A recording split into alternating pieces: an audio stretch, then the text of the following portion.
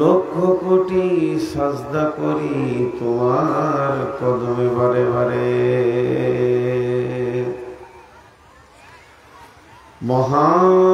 মহাবৈজ্ঞানিক আল্লাহ তুমি সৃষ্টি করেছ রে, লক্ষ কোটি সাজদা করি তোমার কদমে বারে বারে। চন্দ্র সূর্য ঘুরছে সদা দিবানিশি ভার, গ্রহ তারা শোভা দেখি আকাশ মাথার পর। যে মাটিতে ফসল ফলে অম্ল তিক্ত ঝাল, সেই মাটিরই উপাদান সাদা বেগুনি লাল। মায়ের পেটে জন্মে শিশু, জলের পেটে মাছ, ভূমির পেটে কত সম্পদ লাখো রকম গাছ। মিল নাই রে চেহারাই, নাই রে গলার স্বরে, অদ্ভুত তোমার কারিগরি দেখছি জীবন ভরে। জোড়া সৃষ্টি করেছ সবার, তাই তো সুন্দর ধরা, একের লাগি অপরজনে হয় যে মাতোয়ারা। আত্মার মতো শক্তি তুমি রেখেছ গোপন করে, শত চেষ্টা করে তাকে পারি না রাখতে ধরে। ডাক্তার বৈদ্য কবিরাজ যত পাগল হয়ে যায়, কোথায় থাকে আত্মা তাকে খুঁজে নাই পাই।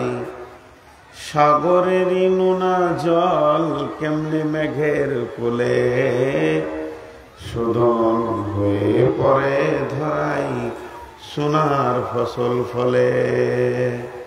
মোদের যৌবন উপলাবন্য পারি না রাখতে ধরে, এই তো মোরা মহাবিজ্ঞানী মিশব মাটির ঘরে। আলো বাতাস পানি দিয়ে জীবের প্রাণ বাঁচে, পাহাড় পর্বত আছেই বলি ধরা সমতা আছে। মোরা বিজ্ঞানী পারি শুধু ভাঙা গড়া কাজ, তোমার সৃষ্টি দেখে মোরা পাইব বড়ই লাজ। সৃষ্টিলয়ের আবিষ্কারক মহাবৈজ্ঞানিক তুমি, সৃষ্টিলয়ের আবিষ্কারক মহাবৈজ্ঞানিক তুমি। আকাশ বাতাস জুড়ে আছে সাগর মরুভূমি। সুবহানাল্লাহি ওয়া বিহামদিহি সুবহানাল্লাহিল আযীম। শ্রদ্ধেয় সুযোগ্য আজকের সভার সভাপতি, উপস্থিত সামনে আমার দিনদার ইমানদার মুমিন ভাই সকল ও পর্দা থেকে সুন্নেওয়ালি মুমিনা মা ও বোনেরা, প্রশংসা গুণগান গণকীর্তন স্তব স্তুতি ভালোবাসা তকদির হায়াত মওত রুজি জান্নাত জাহান্নাম পুলসিরাত আখিরাত সবকিছুর মালিক একজন, তিনি ওয়াহদাহু লা শারীক আল্লাহ। যে মহান মুনিব তার গোলামদেরকে মীরকাবাড়ি মসজিদ কেন্দ্রিক আয়োজিত মাহফিলের ময়দানে হাজির করেছেন, তাই আমরা গোলামিত্ব স্বীকার করতে গিয়ে মুনিবের দরবারে একবার শুকরিয়া করি। সকলে মহব্বতের সঙ্গে বলি আলহামদুলিল্লাহ। দরুদ ও সালাম বর্ষিত হোক आखिरी पैगंबर नबीकुल शिरोमणि इमामुल अंबिया नबी मुहम्मदुर रसूलुल्लाह नबी मुहम्मदुर रसूलुल्लाह नबी मुहम्मदुर रसूलुल्लाह सल्लल्लाहु अलैहि वसल्लम ऊपर अल्लाहुम्मा आमीन अल्लाहुम्मा सल्ली अलैहि अल्लाहुम्मा बारिक अलैहि। खूब असुविधा, যতটি লোক বসে আছেন সবাই যদি একবার মুখ খুলে আলহামদুলিল্লাহ বলতেন তা আওয়াজটা কেমন হতো? সবাই কি বলতে পেরেছে? পারেনি। হলো, বললেও হবে, না বললেও হবে, কিন্তু মাবুদের প্রশংসায় আলহামদুলিল্লাহ বলতে পারিনি। আমরা কত দুর্বল হয়ে গেছি। রসুলের দরুদটা নেওয়ার জন্য আমি 3 বার পর পর রিপিট করলাম। এখানে কটা মানুষ ছাড়া কেউ মুখ করল না।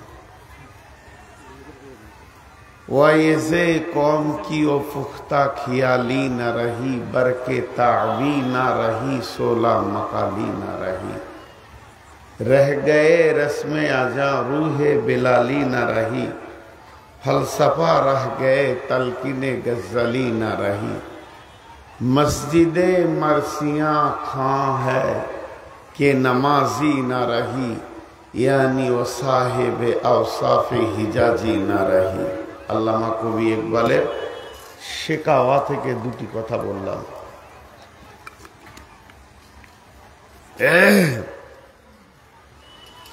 এক মিনিট পরে কথাগুলো গুছিয়ে বলবো, সময় থাকলে মনে পড়লে। এখন আপনাদের মুখ থেকে একবার জীবিত মানুষের মতো শুকরিয়া শুনতে চাইছি। সবাই বলি আলহামদুলিল্লাহ। আর একবার দরুদটা পড়ি নবী মুহাম্মদুর রাসূলুল্লাহ সাল্লাল্লাহু আলাইহি ওয়াসাল্লাম। আল্লাহুম্মা আমিন আল্লাহুম্মা সাল্লি আলাইহি ওয়া বারিক। আমি আপনাদের সামনে আজকে একটা বিষয় ধরেছি। আপনাদের দোয়ার বরকতে আমি যতদূর পারি বিষয়ের উপরে কথা বলি। বিষয়ের বাইরে কথা বলতেও ভালোবাসি না, তেমনি শুনতেও ভালোবাসি না। আমি যে খুব বড় আলিম তা নয়। অনেক জালসায় বলেছি, এত ইউটিউবাররা আমার এই কথাটা মানে রিপ্লাই করেছে যে পশ্চিমবঙ্গ কেন বিশ্বে বাংলা ভাষা যতজন জানে পৌঁছে গেছে তাদের কাছে যে আমার দাবি আমি কোনো আলিম নই। মাদ্রাসায় পড়েছি। যে পরিমাণ ইলম থাকলে তাকে আহল ইলম বলা হবে, যে পরিমাণ জ্ঞান থাকলে তাকে আলিম বলা হবে, আলিমের আওতাভুক্ত আনা হবে। ওই পরিমাণ ইলম আমার নাই। আমি বাংলা বই দেখে পড়াশোনা করে বক্তব্য রাখি, তারপরেও আমি বিষয়ভিত্তিক কথা বলি। আজকে একটা খুব গুরুত্বপূর্ণ বিষয় ধরেছি, যা মেয়েদেরও দরকার, যা পুরুষেরও দরকার। উভয় শ্রেণী মানুষের খুব জরুরি দরকার। তো আল্লাহ যেন আমাকে বলা তৌফিক দান করেন। আমার বডিতে, আপনার বডিতে মাথার চুল থেকে নিয়ে পায়ের নখ পর্যন্ত যতগুলো পার্টস আছে, যতগুলো অঙ্গ আছে, প্রত্যঙ্গ আছে, যতগুলো আপনার কিনা সাবজেক্ট রয়েছে বডির ভিতরে,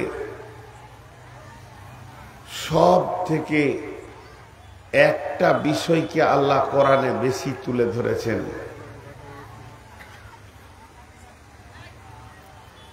যদি কোনো ব্যক্তি, আপনি ব্যাংকে যান, যে ব্যাংকে আমার বই আছে, ব্যাংক ম্যানেজারকে বলেন আমাকে স্টেটমেন্ট দিতে হবে, হিসাব দিতে হবে। জিজ্ঞেস করবে কোন মাসেরটা নেবেন। আপনি বলবেন আমি জীবনে যেদিন থেকে বই খুলেছি আজ পর্যন্ত, কিংবা বলেন 1 মাসের দেন, কিংবা বলবেন 1 বছরের দেন, কিংবা বলবেন 6 মাসের দেন। কম্পিউটারে সুইচ মেরে দেবে, ফিতের মতো লম্বা হয়ে বের হতে থাকবে। পর পর পর পর পর পর বের হয়ে যাবে কত ঢুকিয়েছেন, কত তুলেছেন, কোন তারিখে টাকা লোড হয়েছে, কোন তারিখে টাকা বের হয়েছে, এখন কত আছে আপনার শেষ টাকা বেরিয়ে যাবে। এটা মানুষ তৈরি করেছে। যদি কোনো ব্যক্তি কিয়ামতের ময়দানে গিয়ে বলে, আল্লাহ আপনি আমার বডির স্টেটমেন্ট দিয়ে দেন, হিসাব, আমার পা কত কদম চলেছে, আল্লাহ দিতে পারবেন। আমার চোখ কতক্ষণ জেগেছিল, কতক্ষণ ঘুমিয়েছে, দিয়ে দিতে পারবেন। আমার মস্তিষ্ক কতক্ষণ সজাগ ছিল আর কতক্ষণ ঘুমিয়ে নীরব হয়ে গেছিল, আল্লাহ দিতে পারবেন। যদি আপনি বলেন যে আমি কতক্ষণ মনের ভিতরে চিন্তা করেছি, কতক্ষণ চিন্তা করি নাই, নিশ্চিন্তে ঘুমিয়েছি, আল্লাহ দিতে পারবেন। মানে বডির এক একটা পার্টস, আমার হৃৎপিণ্ড, আমার দিল, এটা কতক্ষণ ধরাক ধরাক ধরাক ধরাক করেছে, সারা জীবনে কতবার, আল্লাহ দিয়ে দিতে পারবেন।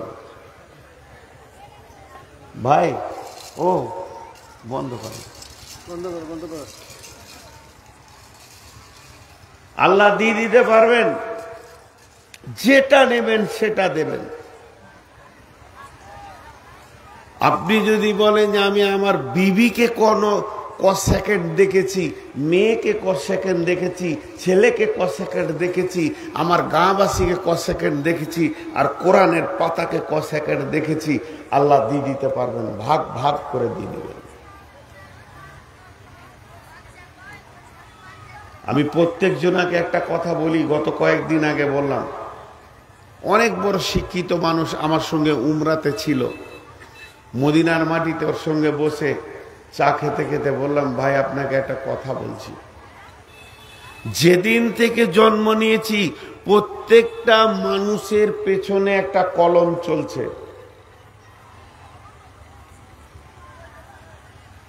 ইসিজি করতে দেখেছেন? ইসিজি আপনারা বলেন, রুগীকে ইসিজি করতে দেখেছেন? আল্ট্রাসোনোগ্রাফি। রুগীটাকে টেবিলে শুইয়ে দেয়, পায়ে হাতে সব জায়গায় চিমটির মতো লাগিয়ে দিবে, আর ডাক্তার এইভাবে একটা ওষুধ দিয়ে এইভাবে করবে, আর একটা কলম চলবে, ওইদিকে একটা ফিতের মতো for for for for for for করে বের হবে, ওর বডির সিস্টেম হিসাবটা ও দিবে। তো আল্লাহ প্রত্যেকটি মানুষের পেছনে, মা বেটি যতটি আমার বসে আছেন সবগুলো আমার, যা এখন বয়স, এগুলো আমার সব বেটি। বেটিদেরকে বলছি, আল্লাহর ওয়াস্তা দিয়ে আজকের বয়ানটা শুনেন। আপনি শুনবেন না, নূর মোহাম্মদ বয়ান। একটা ইসিজির মতো কলম চলছে, ওই কলমে কালি যে দেনেওয়ালা সে আল্লাহ, কালি লোড করছেন আল্লাহ, আর আপনার নামে একটা ফিতে গোটাইতেই রয়েছে, ফিতে গোটাইতেই রয়েছে। যেদিন আজরাইল এসে আপনার জানটা নিবে, সেই দিন ফিতে কাটা যাবে, বন্ধ হয়ে যাবে। তো ওখানে কালি কি বের হচ্ছে? সবসময় সবুজ কালি বের হচ্ছে, মাঝে মাঝে লাল কালি আসছে, সবসময় সবুজ কালি। আমি মসজিদে গেলাম উজু করে, কালি সবুজ, নামাজ পড়লাম, তেলাওয়াত করলাম, জিকির করলাম, বের হয়ে এসে চায়ের দোকানে বসে গিবত শুরু করলাম, লাল কালি শুরু হয়ে গেল। আপনার জিন্দেগির রিপোর্ট করে দিচ্ছে। ওইটাই আপনাকে দেখানো হবে যে আপনি সারা জীবনে কি করেছেন। একদম এখন এমন মেশিন এসেছে, গোটা বডির হিসাব দিয়ে দেবে। তো আল্লাহ কোরআনে কোথাও আয়াত তুলে ধরেননি যে তোর চোখের হিসাব লিখি। চোখের ব্যাপারে আয়াত আছে, তোমার চোখকে হেফাজত করো, এর কথা আছে। নজরকে নিচা করো, কুল্লিল মুমিনিনা ইয়াগজুনা, কুল্লিল মুমিনাতি ইয়াগজুনা মিন আবসারিহিন্না ওয়া ইয়াহফাজনা ফুরুজাহুন্না, এ আছে। তোমার শরমগাকে হেফাজত করো, এ আয়াত আছে। তুমি পাকে সহিভাবে ইস্তেমাল করো, এর আয়াত আছে। তুমি ওই জায়গায় দাঁড়াবে না, ফালা তাকরাবু হা, যেখানে প্রকাশ্য গুনাহ হচ্ছে সেখানে তুমি দাঁড়াবে না, আছে। কিন্তু হিসাব রেখেছি আল্লাহ বলছেন না। পার্টিকুলার একটা পার্টসকে আল্লাহ খুব ধরেছেন। আরেকবার বলছি, পার্টিকুলার একটা পার্শ্বের উপরে আল্লাহর খুব নজর, একটা পার্শ্বের উপরে আল্লাহর খুব নজর। আল্লাহ বলছেন বিসমিল্লাহির রহমানির রহিম মা ইয়ালফিযু মিন কাওলিন ইল্লা লাদাইহি রাকীবুন আতীদ। মা ইয়ালফিযু মিন কাওলিন ইল্লা লাদাইহি রাকীবুন আতীদ। গুরুত্ব দেওয়ার জন্য আমি 3 বার পড়ছি, হে আমার বেটি, ও আমার মা, ওরে আমার বোন। আর একবার শোনেন, সূরা কাফের ভিতরে আল্লাহ বলছেন মা ইয়ালফিদুনা মিন কাওলিন ইল্লা লাদাইহি রাকীবুন আতীদ। তোমার জিভ দিয়ে এমন একটা শব্দ বের হয় না, তোমার জবান এমন একটা কথা বলে না, তুমি এমন একটা সাউন্ড করছো না যেটা মনে করো তোমার সংরক্ষণকারী সংরক্ষণ করছে না, এটা তুমি কোনোদিন ভাববে না। তুমি চলতে চলতে ইটের টক্কর লেগেছে আর তুমি মুখ দিয়ে বের করে দিয়েছো উঠাও লেখা গেছে। তার মানে তোমার জীবনে যেদিন থেকে তোমার জবান খুলেছে আর আজরাইল যেদিন তোমার জবানে তালা মেরেছে, টোটাল তোমার জিভ কি কি ব্যবহার করেছে আমি আল্লাহ সমস্তটা হিসাব রেখে দিয়েছি।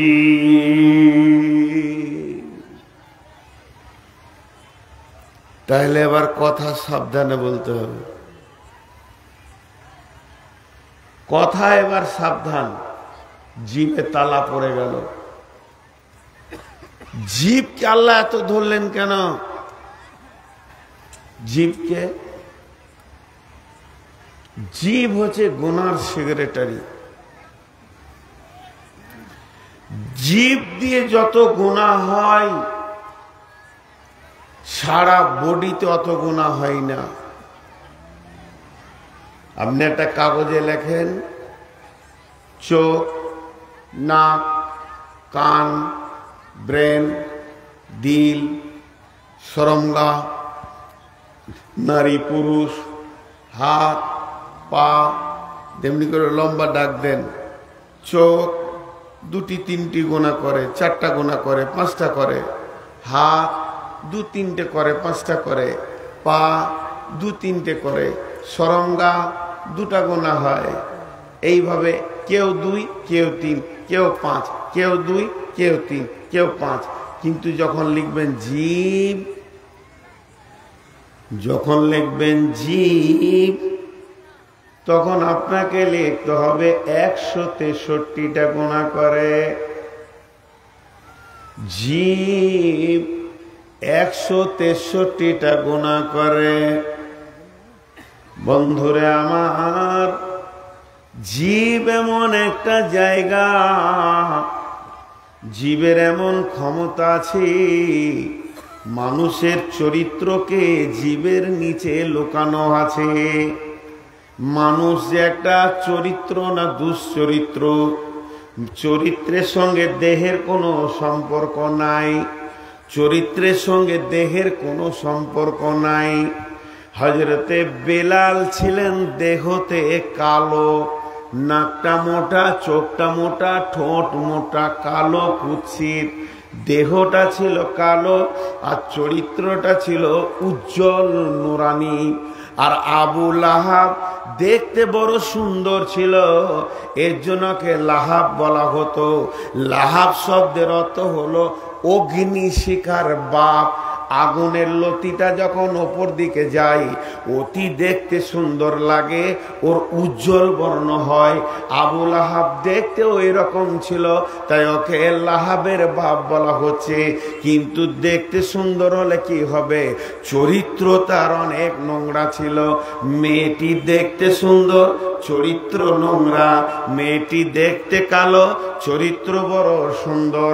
চরিত্রের সাথে দেহের কোনো সম্পর্ক নাই, চরিত্রের সাথে আত্মার সম্পর্ক, আর দেহের সাথে বাহ্যিক সুরাতের সম্পর্ক। চরিত্র আত্মাকে নিয়ে চলাফেরা করে, আর দেহ বাহ্যিক চেহারা নিয়ে চলাফেরা করে। তাই আমার হযরতে ইউসুফ আলাইহিস সালামের বাহ্যিক চেহারা ছিল এত সুন্দর, মেয়েরা ফল কাটতে গিয়ে আঙ্গুল কেটে দিয়েছে।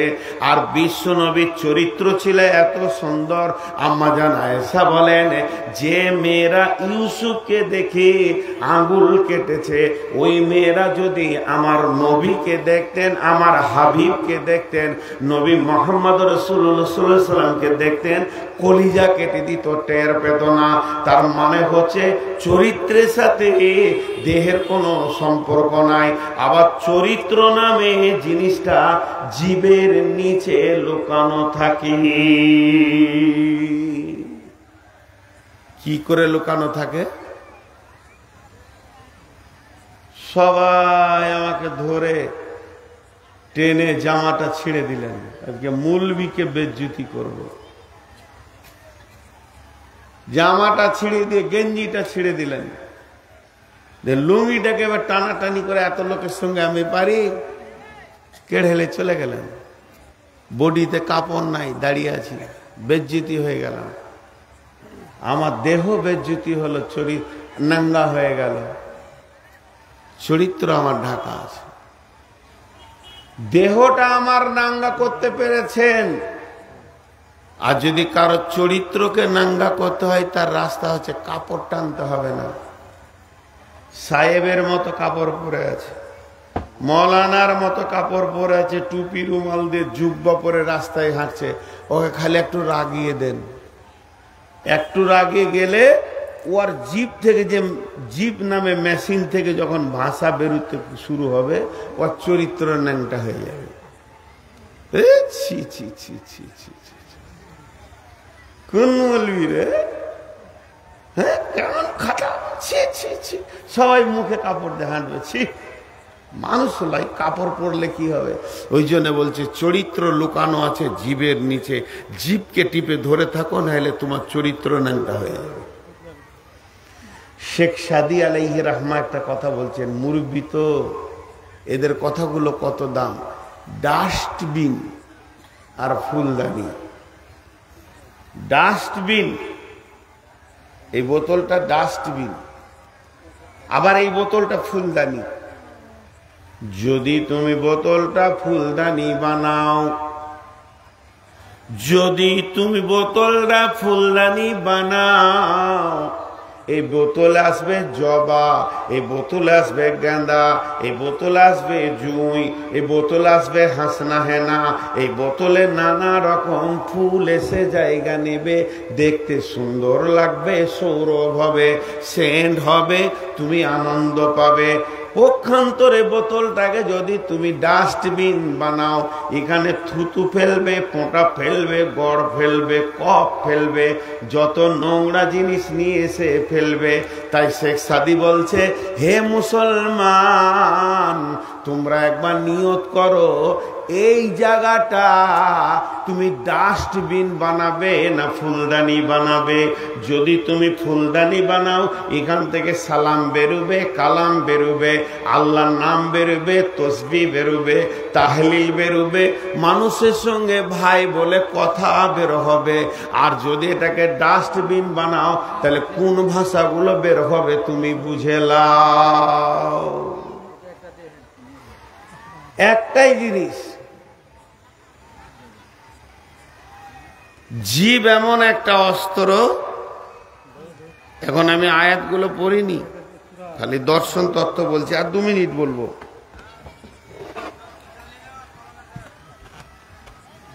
কি বলছে, পালিয়ে যান মৌলানা সাহেব নাকি? কোথা পালাবো বাপের হাতে? যদি যাই তা আপনারই বাড়ি যাব, গরিব মানুষ, বর্ধমান থেকে এসেছি। তো ভূমিকায় আর বেশিক্ষণ থাকবো না। তো ডাস্টবিন বানাবে না তুমি এটাকে ফুলদানি বানাবে, তুমি ভাবো,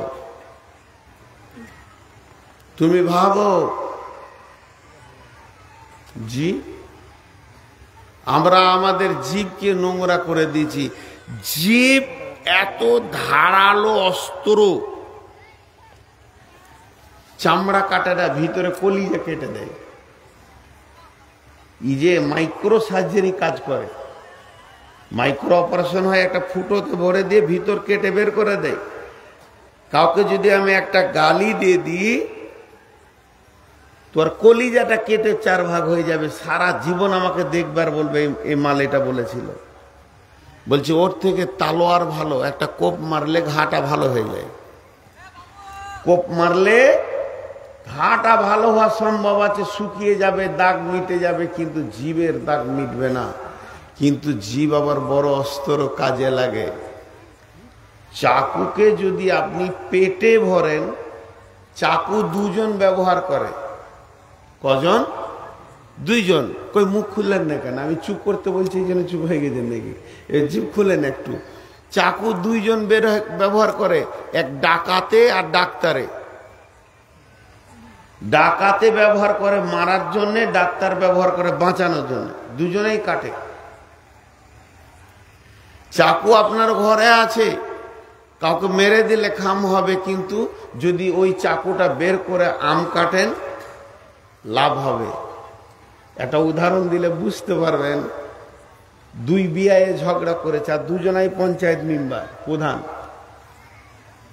বহুদিন এরা কথা নাই, সামনে পঞ্চায়েত ভোট চলে এসছে, 2 এলাকা থেকে তোলপাড় চলছে। বিআইএ যদি কথা না করে, ওদেরকে আর ভোটের লেমিনেশন দিব না।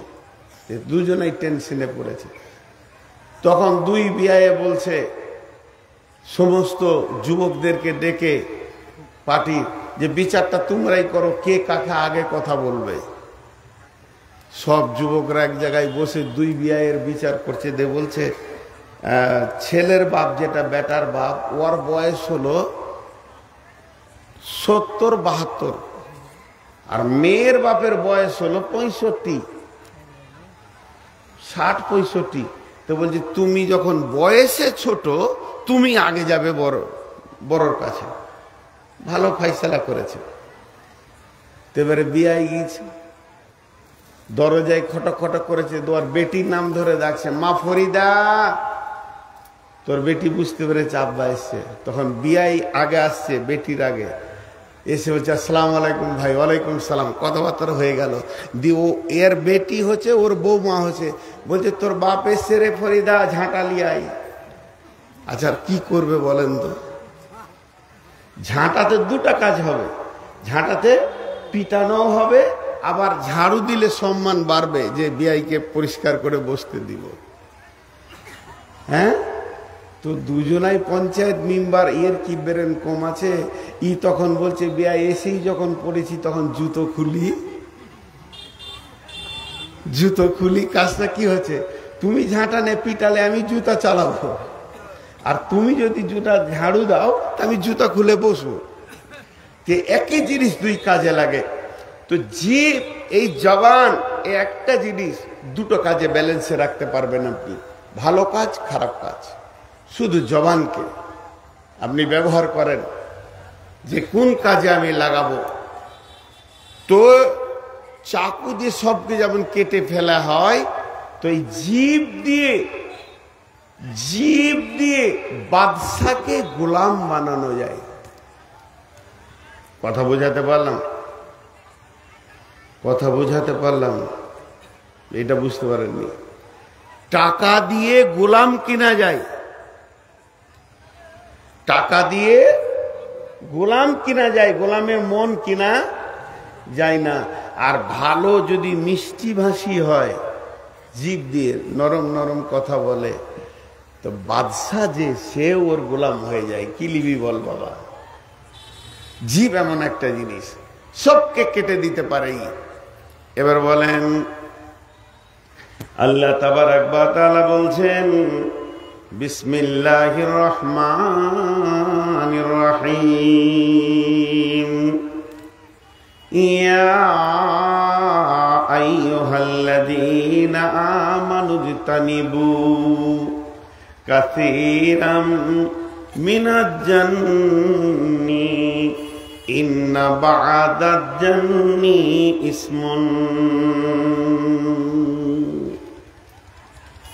ইয়া আইয়ুহাল্লাযীনা আমানু। আল্লাহর ভাষাটা দেখেন কত মধুর।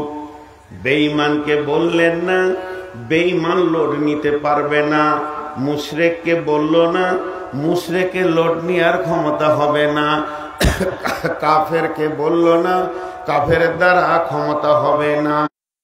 বলছেন ইমানদারদেরকে, তার মানে যারা ইমানদার এদের একটা লোড ক্ষমতা আছে, এদেরকে বলছেন হে ইমানদার, হে ইমানদার, ইজতানিবু ইজতানিবু ইজতানিবু, বাঁচো বাঁচো বাঁচো বাঁচো বাঁচো বাঁচো, তুমি নিজেকে বাঁচাও, কাসীরাম মিনাজ জান্নি, বহু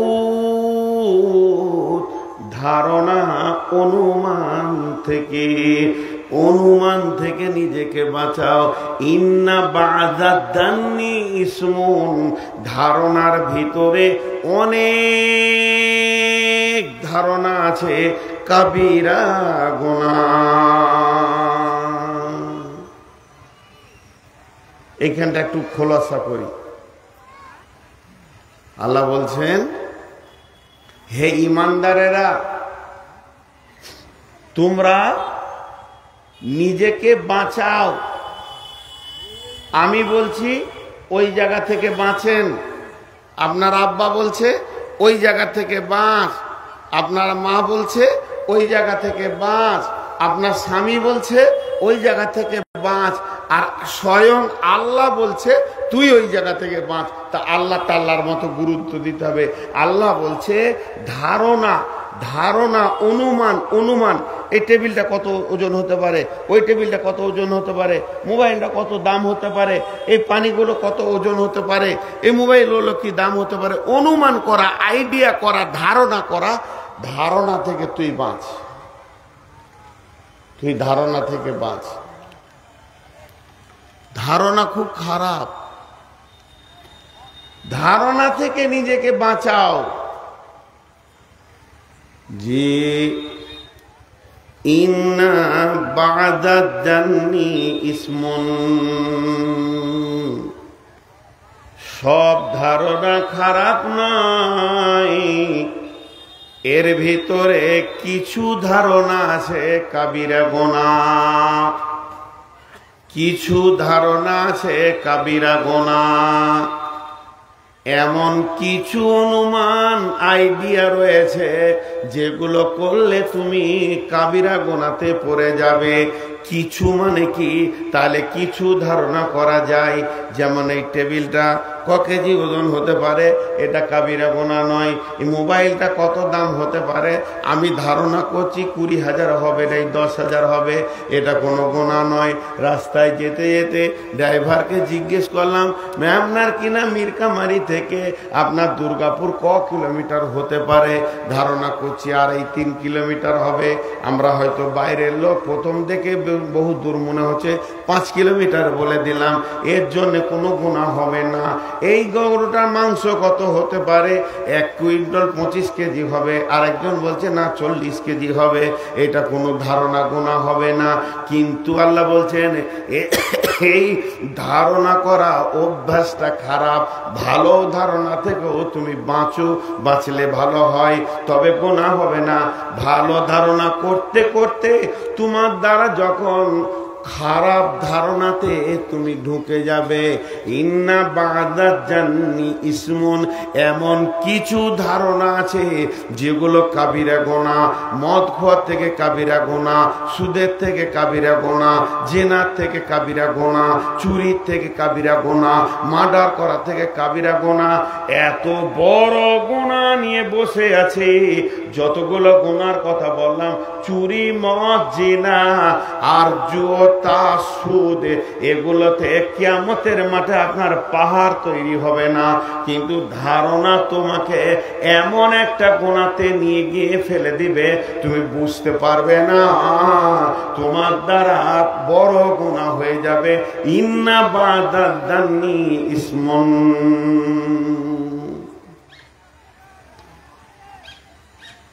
জালসাটা শেষ হলো, 12টা বাজছে। লোক যত ছিল বাড়ি চলে গেছে।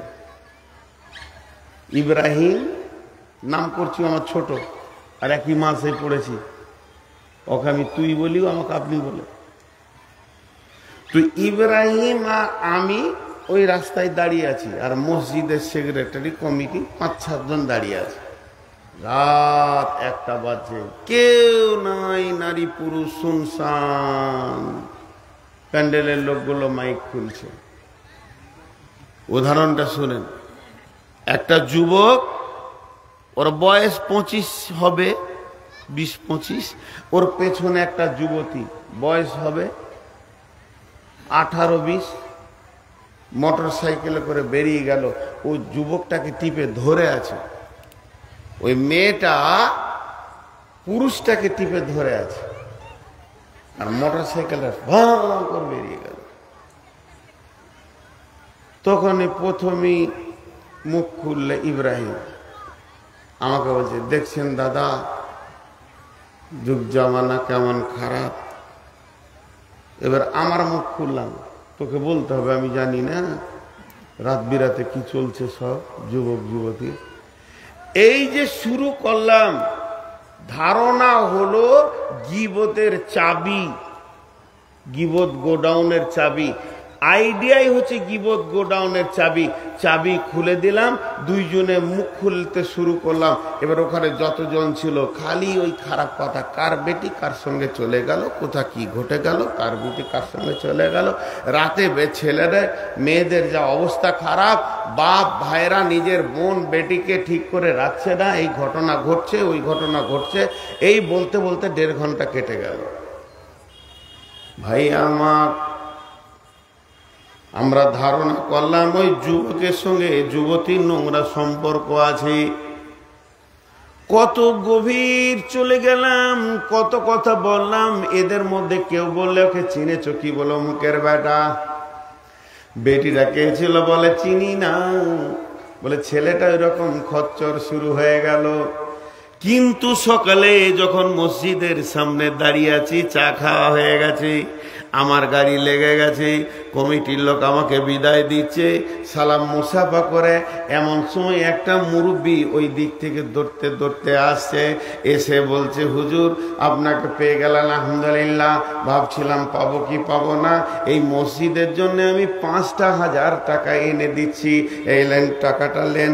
তাড়াতাড়ি করে বের করে আমার হাতটা ধরে বলছে, টাকাটা আপনি নিয়ে মসজিদ কমিটিকে দিয়ে দেন, আমার মনের আশা পূরণ হয়ে গেল। আপনি একটু দোয়া করে দেন। আজকে রাত্রি 12:30টায় আমার মেয়েটা জালসা শুনতে গিয়েছিল। জালসা শুনে এসে বাড়িতে ঢুকে বাথরুমের দিকে গেছে পেশাব পায়খানার জন্যে। তখনই ওকে বিষাক্ত সাপে কেটেছে। আমার মেয়েটা পড়ে গেছে মাথা ঘুরে। ওকে ওর ভাই বাইকে করে ওই রাতেই রতুয়া হসপিটালে দিয়েছে। 2 ভাই বোনের রাতে গেছে, তবে এখন ডাক্তার বলেছে ভালো আছে, 3 দিন আগে ছাড়বে না। আমরা কি করেছি 2 ঘন্টা? এবার বল। আল্লাহ বলছে, তুই কোন দিকে গাড়ি চালিয়েছিলি? ঘটনাটা কি ঘটেছে? রাত 12টায় ওর ঘরে বিপদ ঘটেছে, কাঁদাকাঁদি চলছে। ভাই বোনে হসপিটালে গিয়েছে, ভাই নিয়ে গেছে বোনকে হসপিটালে ভর্তি করে, পাশে বসে বসে মাথায় হাত দিচ্ছে, বলছে বোন ভয় করিস না, আল্লাহ শেফা দিয়ে দেবে। তা আল্লাহ তাবারাক ওয়া তাআলা বলছে তুই ধারণা করবি কেন? যত পৃথিবীর গুনাহ করনেওয়ালা আছে তোকে কি বসে বসে গবেষণা করতে দিয়েছি যে বৈজ্ঞানিকের মতো গবেষণা কর? প্রত্যেকটা গুনার অরিজিনালটা আমি জানি, আমাকে ধারণা করতে হবে না। আমি যেটা জানবো সেটা অ্যাকুরেটলি ঠিকটা জানবো, তা আমার হাতে ছেড়ে দে। তুই কেন মাথা ভরতে যাবি?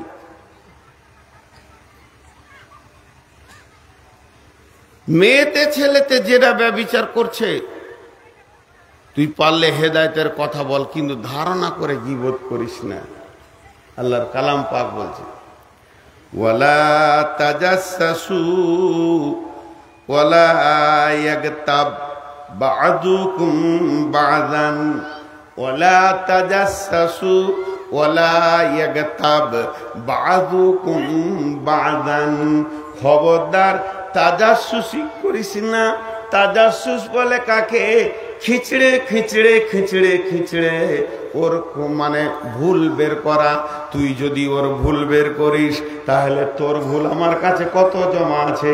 তুই একটা বান্দা হয়ে আর একটা বান্দাকে যদি ভুলের পানিতে ডুবিয়ে রেখে দিস, কিয়ামতের মাঠে তোর ভুল যদি আমি খেচড়াইতে শুরু করি, কেমন করে তুই পার পাবি?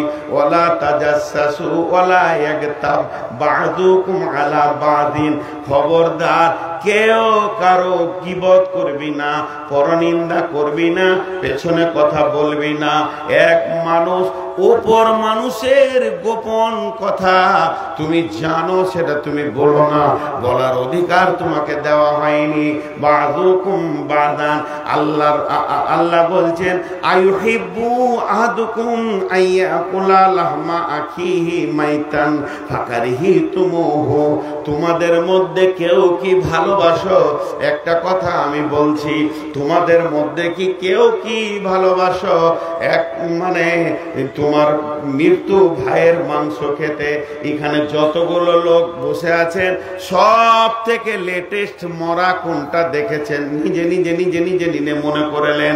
ওই মাইয়াতের একটা পেশির মাংসকে কেটে কুচি কুচি করে আমি একটা প্লেটে দিব, আবার নুন দিয়ে দেবো আর একটা কাঁচা চামচ দেবো, আর আপনাকে বলবো ভাইয়া এটাকে সুন্দর করে ঘুগনির মতো খেয়ে নেন। পারবেন না? মৃত্যু ব্যক্তির মাংস খেতে পারবেন না। আল্লাহ বলছে কারিহিতুমুহ, তুমি ওটাকে ঘৃণা করবে, ওটাকে তুমি ঘৃণা মনে করবে। ওয়াত্তাকুল্লাহ, আল্লাহকে ভয় করো। ইন্নাল্লাহা তাওয়াবুর রহিম, তিনি মেহেরবান তওবা কবুল করনে ওয়ালা।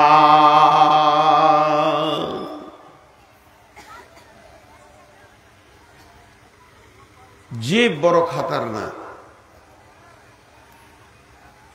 জীব বড় খতরনাক। জীব কন্ট্রোল তো বডি কন্ট্রোল আয়াত আছে, আপনাদের সামনে আসছে। জি ভাই, ওই বেশি করে পানি খাইয়ে দিলেন, এবার পেশাব করছে। কে পানি খাইছিল? ওর পেশাবের ব্যবস্থা এবার করেন সবাই। 2-4টা করে উঠছে। প্রথমে মাংস খাইয়েছে, তারপরে পানি খাইয়ে দিলে, ট্যাঙ্কি লোড হয়ে গেল, এবার উঠছে পেশাব করতে যাচ্ছে। আর যে যাবে সে আর আসবে না, যে যাবে সে আর আসবে না। ভাইয়া, তো একটা মানুষের জীব এত খাতারনাক। একটা অঙ্ক বলি আপনাদেরকে, এটা কোরআনে নাই, এটা আমি কোরআন বলছি না, এটা হাদিসে নাই, রসুল বলেনি, সাহাবীরা বলেননি খলিফারা। একটা ইসলামী বুদ্ধিজীবী যারা বড় বড় আলিম, সেই এরকম বড় যারা মুফাসসির, হাদিস কোরআনের তাফসীর করেছে, এইরকম বুদ্ধিজীবীর কথা যে যত মানুষ জাহান্নামে যাবে, যত মানুষ জাহান্নামে যাবে 98% জীবের কারণে যাবে। জীবের পাপের কারণে 198 জন জাহান্নামে যাবে। এটা মানুষের তৈরি কথা, ওই রকম ঈমান রাখবেন, এটা হাদিস নয়। তো জীব এত খতরনাক, জীব দিয়ে বহুত কিছু হয়। এবার আল্লাহ বলছেন বিসমিল্লাহির রহমানির রহিম ওয়াইলুল লিকুল্লি হুমাযাতিল লুমাযা আল্লাযী জামা'a মালাও ওয়া'আদ্দাদা ইয়াহসাবু আন্না মালাহু আখলাদা ওয়াইলুল লিকুল্লি হুমাযাতিল লুমাযা আল্লাযী জামা'a মালাও ওয়া'আদ্দাদা ইয়াহসাবু আন্না মালাহু আখলাদা কাল্লা লায়ুনবাদান্না ফিল হুতামা। চারটা গুনার কথা বললেন, চারটা গুনাহ, চারটা গুনার কথা বললে দেখেন, গুনেলেন। আপনারা শিক্ষিত মানুষ, আল্লাহ আপনাকে আমাকে সকলকে জীব হেফাজত করার তৌফিক দান করুন, আল্লাহুম্মা আমিন। আল্লাহ কিয়ামতের দিন আমরা হিসাব চাই না, তোমার দয়া চাই, দয়া করুন, আল্লাহুম্মা আমিন। ভাই একটা কথা বলছি, আপনারা এই মাহফিলের কথা আমাকে মাফ করবেন। ওই কোণে কোনো বিষাক্তক জিনিস আছে, যে ওখানে বসছে সে গল্প করছে। আমি যখন থেকে এই চেয়ারে বসেছি ওই কোণে যে যেছে সেই গল্প করছে। একজন আবার খাতা নিয়ে 2 ঘন্টা পড়াশোনা করে ঘর চলে গেল। তা ওইখান থেকে উঠিয়ে ওই 3 জনকে একটু ভিতরে বসিয়ে দেন, নাহলে ওরা গল্প করবে। আর আমার এটা সহ্য হয় না যে আমার চোখের সামনে গল্প করবে আর আমি বায়ান করব। আমার প্রতিনিয়তই কষ্ট হচ্ছে, ওদের এই গল্পটা নিতে পারছি না। ওই যে বসলো আর 2 জন, ওরা গল্প করবে, ওই মাটিটার দোষ আছে, ওদেরকে একটু আগিয়ে নেন। এবার আমি যে কথাটা বলছি, 4টা গুনার কথা। লোক ভালো, মীর কামারির লোকের আগে জলসা করেনি, আমাকে নেয়নি কেন? মীর কামারি খুব ভালো লেগেছে এসে, এই শেষ বয়সে ঢুকলাম, দেখেও ভালো লাগছে, গাঁটা এত ভালো লাগছে যে আজকে 22 বছর জলসা করছি, এই এলাকা ঘুরে বেড়াচ্ছি, আমি এত ভালো গাঁ পাইনি। আসার পর থেকে মানুষের ব্যবহার এবং ভাষাতে। তো আমি আপনাকে একটা কথা বলছি, 4টা কথা গুনে নেন। আল্লাহ বলছেন বড় দুর্ভোগ ওদের, আল্লাহর ভাষাটা দেখেন, বড় দুর্ভোগ বদনসিব ওরা, বড় কঠিন জাহান্নামে যাবে ওরাই, যারা এই পৃথিবীতে 4টা গুনাহ করেছে। মামার ও আমার বেটি রে, বোন রে, ও আমার বন্ধু ভাই বাপজি সোনামানি, আল্লাহ গুনিয়ে দিচ্ছেন ওয়াইলুল লিকুল্লি, এদের দুর্ভোগ বড় বদনসিব ওরা, যারা হুমাযাতিল লুমাযা করে। একটা হুমাযা, একটা লুমাযা। আল্লাযী জামা'a মালাহু ওয়া'আদ্দাদা ইয়াহসাবু আন্না মালাহু আখলাদা। প্রথম গুনাহ হচ্ছে তারা পেছনে মানুষের গীবত করে করে করে করে মানুষকে কষ্ট দেয়, আবার সামনাসামনি অপমান করে, সমাজে অপমান করেও কষ্ট দেয়। 3 নম্বর, মাল ইনকাম করে গুনে গুনে রাখে। এই মাল ইনকাম করে গুনে রাখাটা গুনাহ নয়, ধারণা করে। 4 নম্বরে, আমার মাল আমাকে আর চিরসঙ্গী হবে, ধারণাটা খারাপ। ধরণীর বুকে, ধরণীর বুকে যত আশা,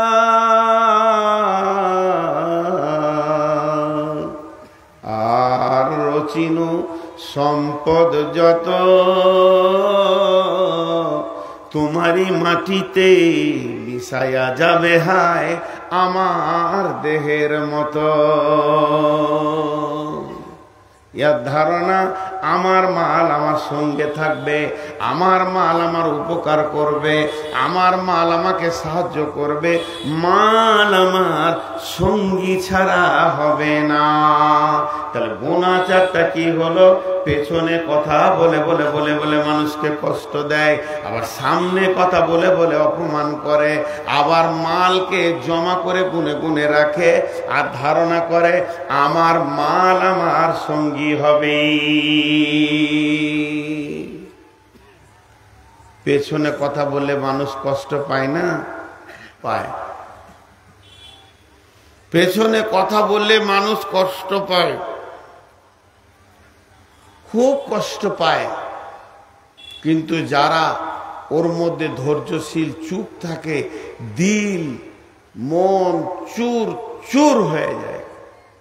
যদি আমি শুনি মীর কামারির অমুক বলেছে যে লোকটা মদ খায়, আমার লেগে বদমাস, ওর ইমান ঠিক নাই, নামাজ পড়ে না। নামাজ তো আমি আল্লাহর জন্য পড়ি, তোর জন্য পড়ি না, তারপরও কথাটা শুনলে দিলটা চুর চুর হয়ে যাবে। আল্লাহ বলছে পেছনে কথা বলে কষ্ট দেয়। কিন্তু যারা পেছনে কথা বলে তাদের রিজাল্ট শুনবে? যারা পেছনে কথা বলে তাদের রিজাল্টগুলো শুনবেন, শুনলে খুব মজা লাগবে। একটা যুবক ছেলে রাস্তায় হেঁটে যেছে, ওই দিক থেকে একজন মুরব্বী আল্লাহওয়ালা পরেশগার মানুষ, 5 ওয়াক্ত নামাজ পড়ে, তাহাজ্জুদ পড়ে, হাজি সাহেব মানুষ হেঁটে আসছে, বয়স 70। তখন এই যুবকটা বলছে, দাদু দাদু, কিরে, এই আপনার বদনাম করছিল। কে? টাকা পড়ছে। আপনার বদনাম করছিল কে? ওই পশ্চিম পাড়ায় শফিকুল। ওর ভিতরটা চুরচুর হয়ে গেল। হালকা করে জিজ্ঞেস করছে ওকে, তুই শুনছিলি? বলে হ্যাঁ। আচ্ছা শোন, তুই একটা কথা বলতো, ও যে আমার বদনাম করেছে যে আমি হাজি সাহেব মানুষ, জাকাত দিই না, মানুষের মাল মেরে খেয়ে লেছি, সুদ বাটপারি খেয়ে হজ করেছি, অনেক কথা বলেছে, তুই বলছিস জাগা। এখন তোকে একটা কথা জিজ্ঞেস করছি, ওই শফিকুল ভালো না আমি ভালো তোর নজরে? তুই ঠিক করে বলতো। দাদু আপনি ভালো। তুই যদি আমাকে বলছিস আপনি ভালো, তোর অতক্ষণ আমার বিরুদ্ধে ভোকে লাভটা কি হলো? লাভ তো পেলে না, লাভ পেলে না, বরং তোর কাছে ও নজরে খারাপ হয়ে গেল। তো যারা মানুষের কথা বলে বলে বলে বলে বেড়ায়, আপনি জেনে নেন, আপনাকে যদি কেউ লোকের কথা শোনাতে আসে, আপনাকে যদি কেউ লোকের কথা শোনাতে আসে, আপনি ওকে সন্দেহ করবেন, আপনার কথাও লোককে বলে,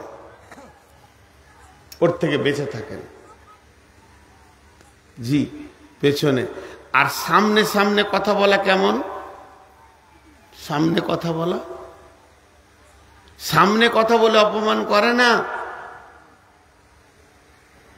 আপনার গ্রামের 4টা ছেলে বর্ধমানে হারভেস্টারে নিয়ে গিয়ে ধান কাটতে গিয়ে আমার গ্রামই চলে গেছে, আমি চিনি না, দেখো ঘুরছে ফিরছে ধান কাটছে। এখন আমার চাচাতো ভাইয়ের সঙ্গে ওর দেখা দে, বলছে মৌলভী নূর মোহাম্মদকে চিনো? বলে তো আমার চাচাতো ভাই। বলে আমাদের গায়ের প্রধান বক্তাও, আবার সামনে বছর ওকে নিয়ে আসবে বলছে। তখন আমার চাচাতো ভাই বলছে, পাক্কা সুদখোর, ওইটাকে তোমরা বক্তা করেছো?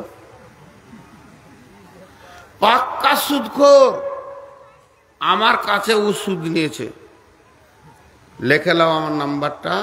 ও যখন যাবে খালি আমার নামটা নাম্বারটা দিয়ে বলবে ফোন কর, আমি বলে দিব ওই স্পিকারে যে সুদ খায়। খায়ও, সত্যি কথা, আমি সুদ খাই। এটা উদাহরণ দিচ্ছি, ভাবিলেন না যে নূর মোহাম্মদ সুদ খায়, আল্লাহ মাফ করুক, এটা উদাহরণ দিচ্ছি।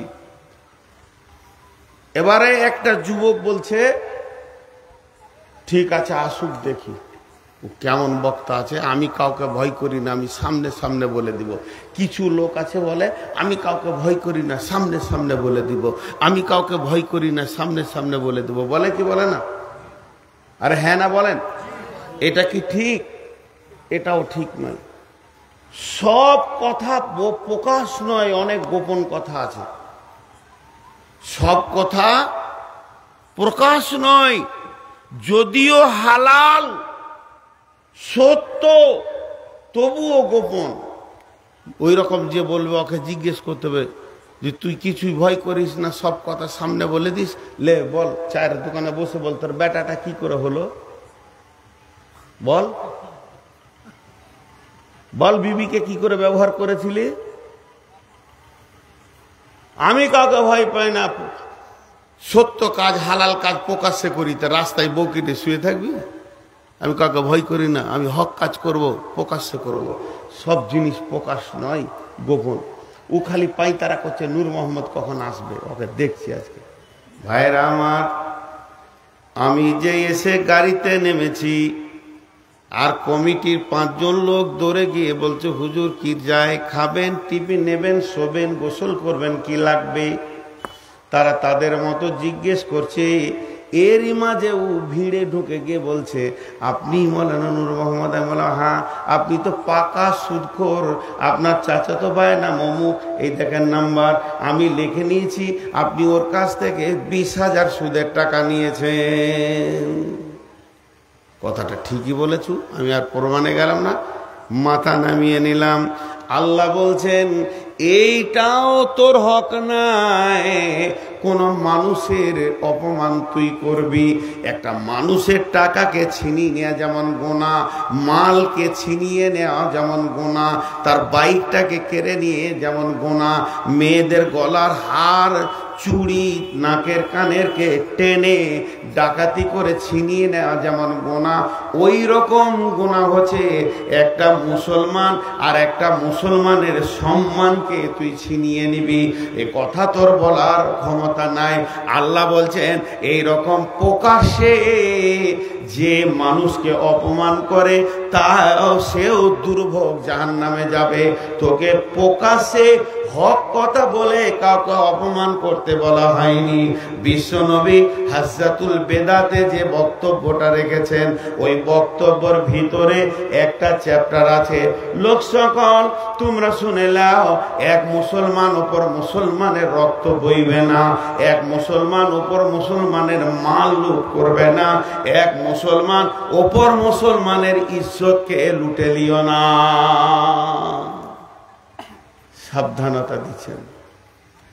জি, তাহলে এটাও করা যাবে না। তাহলে কেউ সুদ খেয়েই যাবে বলতে পারবে না? হ্যাঁ যাবে, সামনে সামনে বলা যাবে, সামনে সামনে বলা যাবে। সেটা কেমন? মোল্লানা সাহেব আপনি নূর মোহাম্মদ সাহেব? বলে হ্যাঁ, আপনার সাথে একটু দরকার ছিল, বাড়ির ভিতরে আছে, আপনার সাথে আমার একটু দরকার আছে, পার্সোনাল কিছু, একটু বাড়ির ভিতরে আছেন।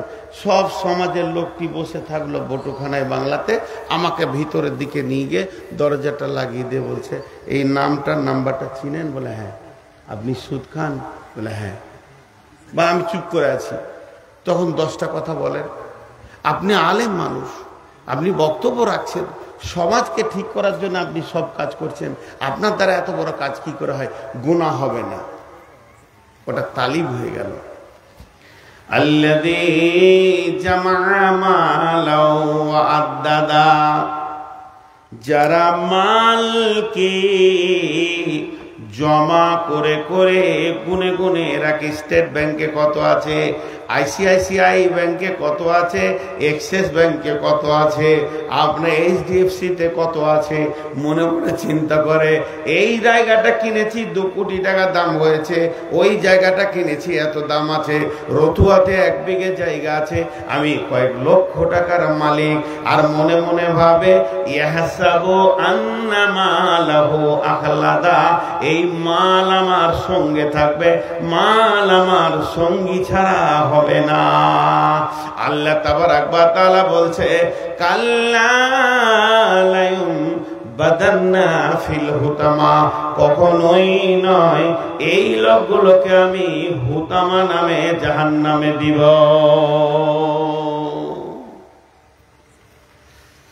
বিশ্বনবীর একটা হাদিস, আল্লাহর নবী বলছেন কঠিন কিয়ামতের দিনে একটি লোক হাজির হবে 5 ওয়াক্তের নামাজ নিয়ে, রোজা নিয়ে, হজ নিয়ে, যাকাত নিয়ে, কোরআনের তেলাওয়াত নিয়ে, পাহাড় পরিমাণ নেকিতে ঢেরি লেগে গেছে, এত পাহাড় নেকি নিয়ে হাজির হবে। তারপরেও লোকটা জাহান্নাম চলে যাবে। কেন? শুধু জীবকে বেকন্ট্রোল করেছে, পরের গীবত করেছে। ওই গীবত করনেওয়ালার সাথে ওর মালটাকে এক্সচেঞ্জ করে দেয়া হবে। আর যে লোকের গীবত করেছে ওই লোক বলবে আল্লাহ আমি এত নেকি তো দুনিয়াতে করি নাই। আল্লাহ বলবে গোলাম রে, তোকে যখন পেছনে কথা বলে বলে গীবত করে করে বোন আমার পরমের কথা আপনি বলে দিলেন, লাভ কি হলো?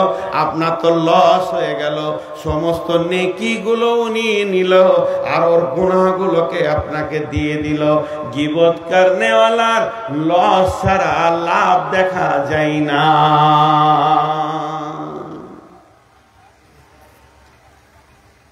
গীবত করনেওয়ালার লস ছাড়া লাভ দেখা যায় না। সবটাই লস, একটু নাই, গোটাটাই। এটা জয়ীফ হাদিস বলছি আপনাদেরকে। হাদিসটা জয়ীফ হলে এটা মশলার লয়, ফাজাইলের হাদিস বলছি। আল্লাহর নবী বলছেন আল গীবাতু আসাদ্দু মিনাজ জিনা, আল গীবাতু আসাদ্দু মিনাজ জিনা। গীবত হচ্ছে জিনার থেকেও কঠিন, গীবত হচ্ছে জেনা থেকেও কঠিন।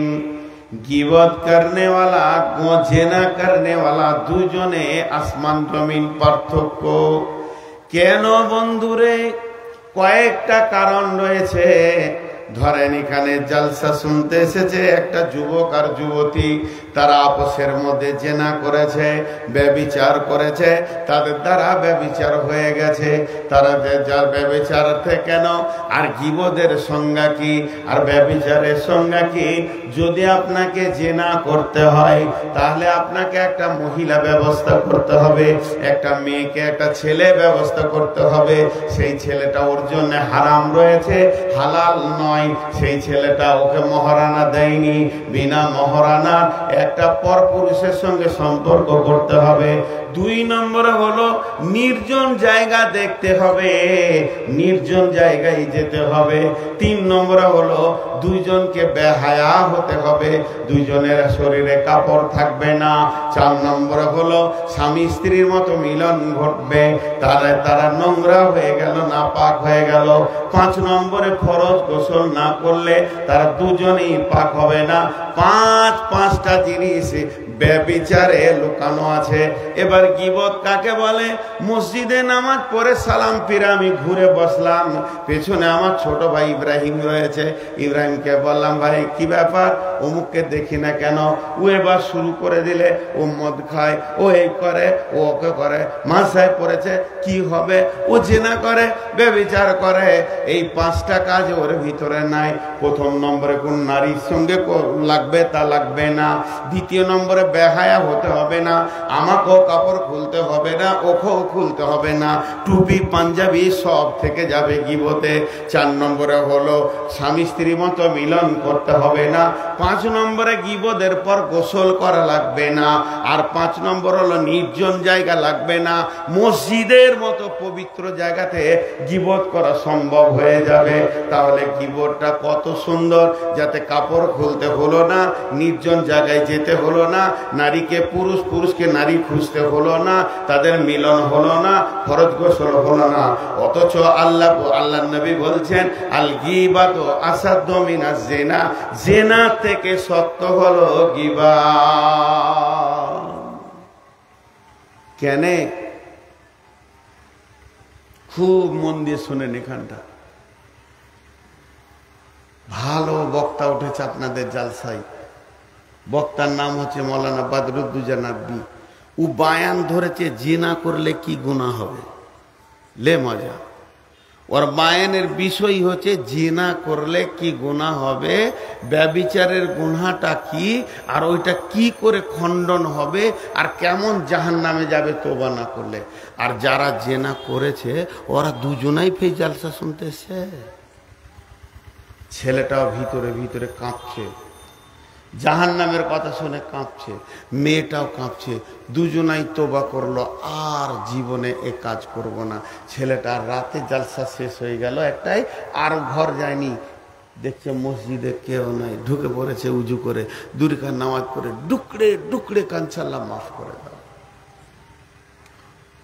মেয়েটাও বাড়িতে যে আর শোয়নি, ফজর পর্যন্ত খালি সাজদাই পড়ে আছে, আল্লাহ তুমি মাফ করে দাও, যা করেছি ভুল করেছি।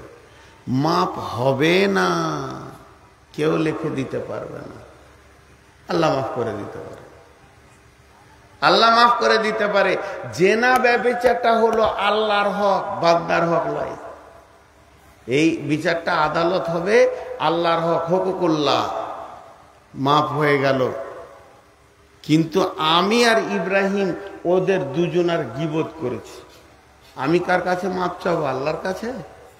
পরবর্তী বক্তা উঠে খালি গীবতের গুনাহটা বলছে, বা আমি গীবতের কথা বলছি। এবার যে গীবত করেছে সে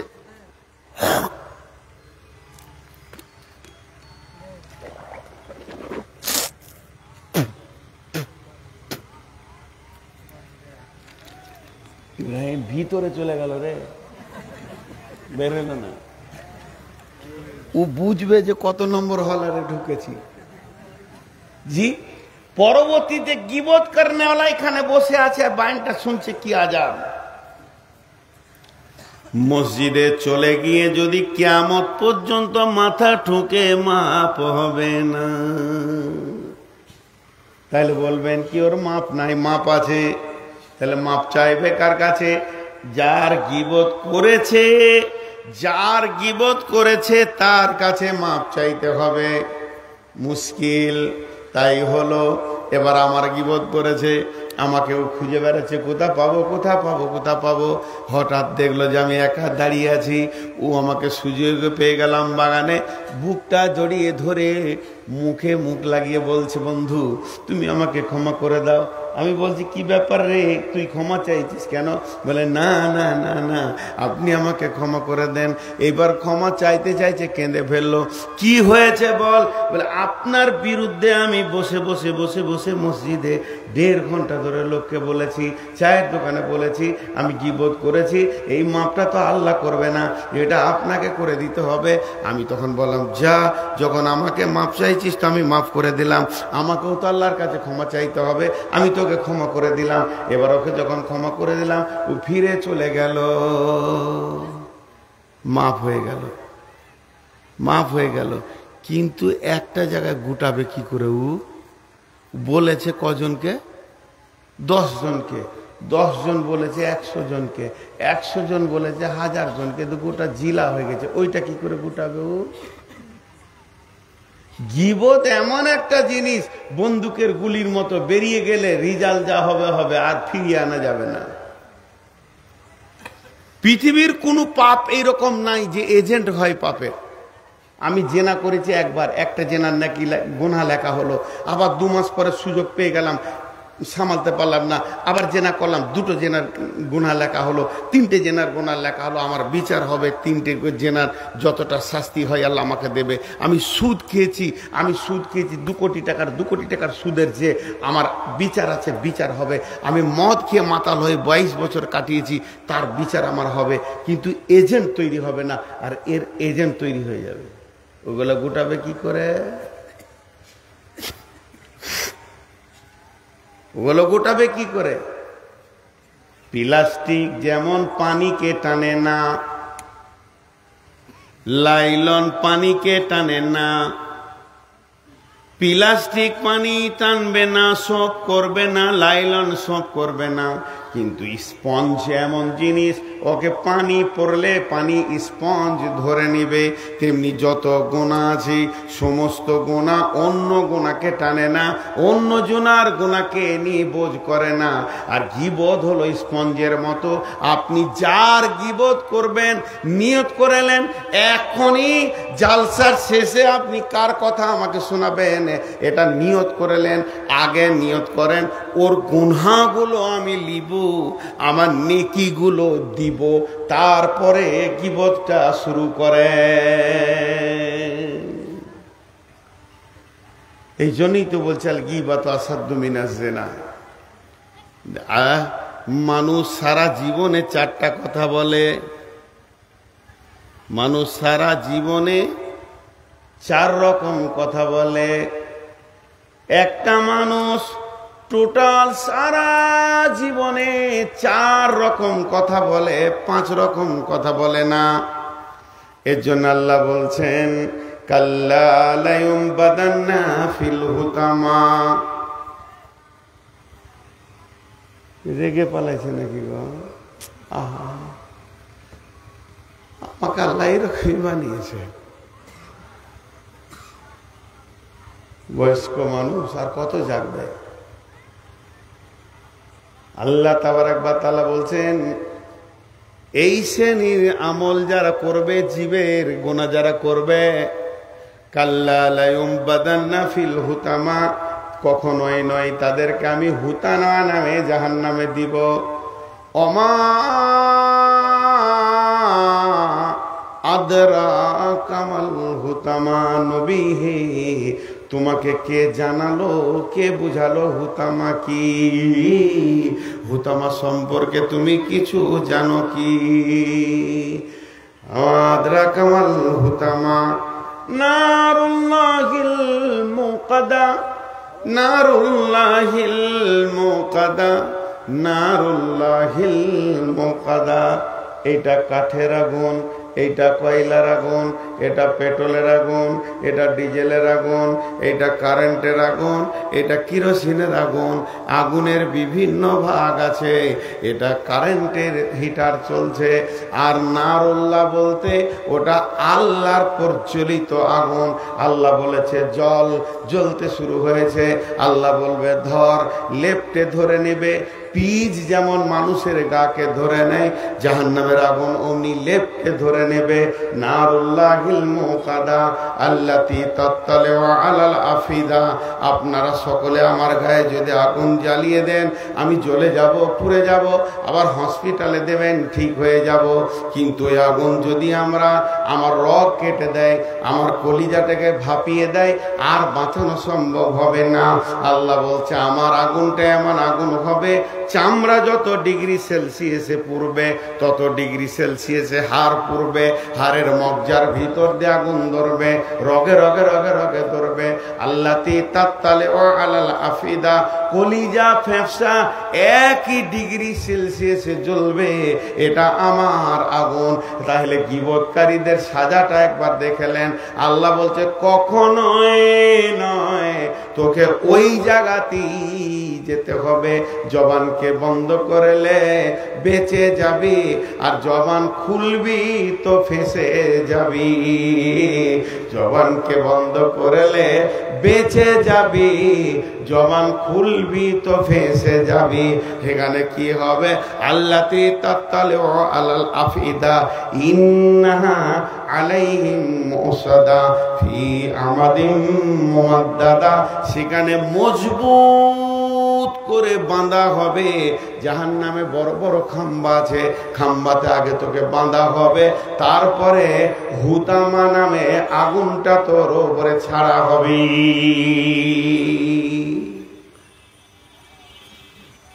আগে খুঁটিতে বেঁধে দিলেন আমাকে, কারেন্ট দিচ্ছেন আমার গায়ে, গোটা বডি কারেন্ট, গাছের সঙ্গে মজবুত করে বেঁধেছেন, হিলতে পারছি না।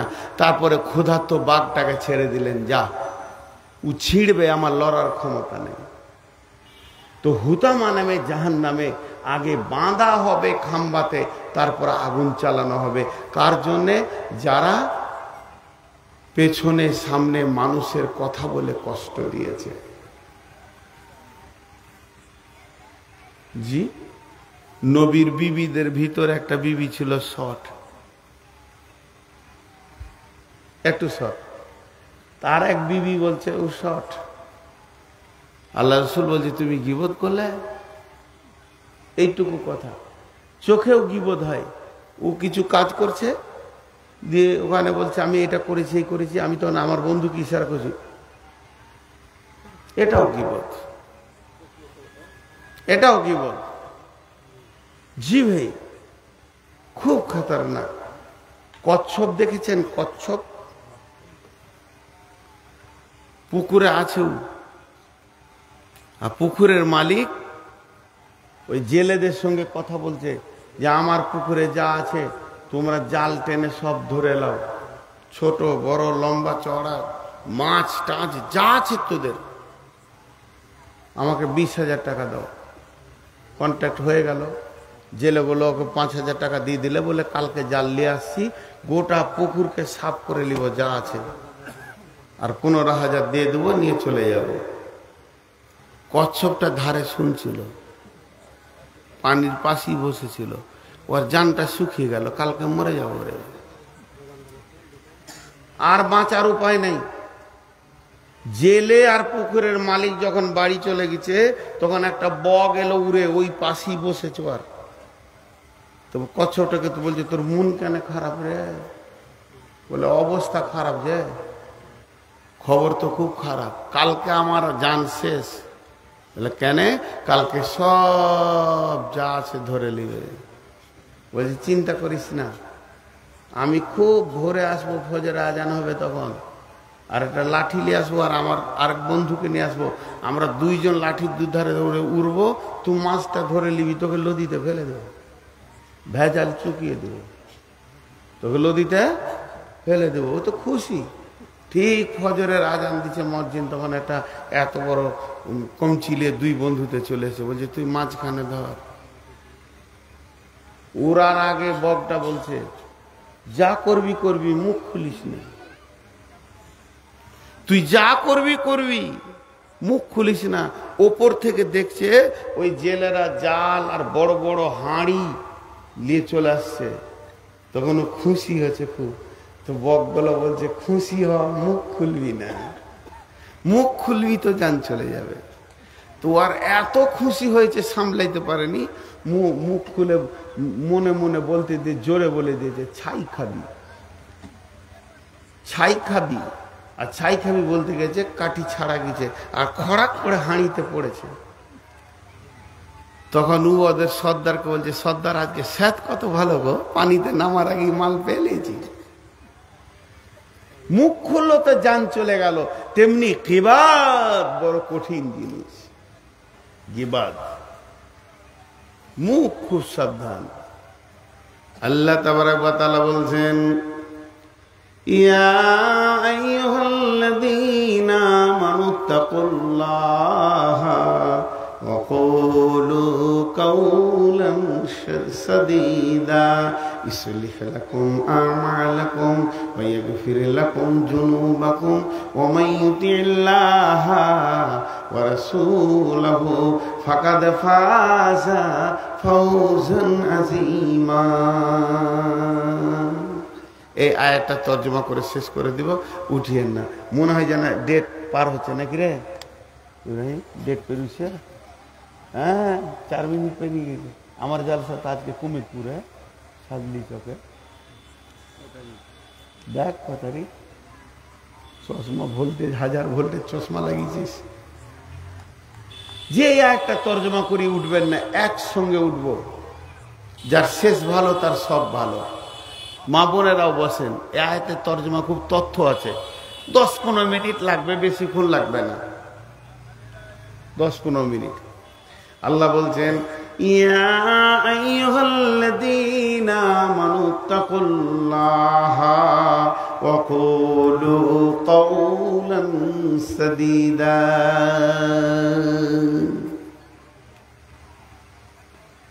চোখের অপারেশন করা দেখেছেন?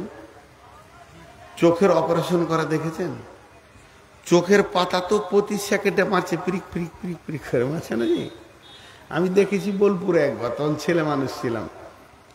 ডাক্তার অপারেশন করবে, একটা রুগীকে শুইয়েছে, ওর মুখে একটা লাল কাপড় দিয়েছে, খালি এই চোখটা বেরিয়েছে। তোর চোখ তো পিটিক পিটিক করছে, কাটবে কখন? ওকে একটা ট্যাবলেট খাইয়ে দিলে, আর যখনই ট্যাবলেট খাইয়ে দিলে চোখের পিটিক পিটিক বন্ধ হয়ে গেল, চোখটা ভেসে গেল, আর চোখ নড়ে না, ডানে যায় না, বামে যায় না, আগে যায় না, পেছনে যায় না। তাহলে ট্যাবলেটটা কি ছিল? আমি একটা ট্যাবলেট আজকে আপনাদেরকে দিব। এই ট্যাবলেটটা যে যে যে যে খেতে পারবে, আমি আল্লাহর উপরে ভরসা করে বলছি, তার জিভ কন্ট্রোল হয়ে যাবে। আল্লাহ তাবারাক ওয়া তাআলা বলছেন, ইয়া আইয়ুহাল্লাযীনা আমানু, হে ঈমানদারেরা, ইত্তাকুল্লাহ, আল্লাহর ভয়কে দিলে ভরে নাও। যখন আল্লাহর ভয় ঢুকে যাবে, তোমার জিভ কন্ট্রোল হয়ে যাবে। আল্লাহর ভয়ে জিভ কন্ট্রোল হবে কি হবে না? আরে হ্যাঁ না বলে না? হ্যাঁ, কদিন আগে একটা উদাহরণ দিলাম, আজকে ওই উদাহরণটা দিচ্ছি, মালতীপুরে দিয়েছি। জি, ইন্দু, এই যে আজকে জালসার দিন, এক বস্তা মাল নিয়ে এসছে। ওই বস্তাতে আছে লবণাক্ত জিনিস, চানা আছে, কেক আছে, আর কি আছে, ফল আছে, ফ্রুট আছে, কলা আছে, বিস্কিট আছে, আর একটা ইঁদুর ঢুকে গেছে। আর ইঁদুরটা খুরখুর খুরখুর খুরখুর করে বেড়েছে। ও নিয়ত করছে, জালসার দিন এত খাবার আমাকে কেন দিলে রে? কমিটি ভালোই তো, কোনটা দিয়ে শুরু করবো কাজ খুঁজে পেছে না। মিষ্টি দেখে শুরু করব, না ফল দিয়ে শুরু করব, না ওই সিঙ্গাড়া দিয়ে শুরু করব।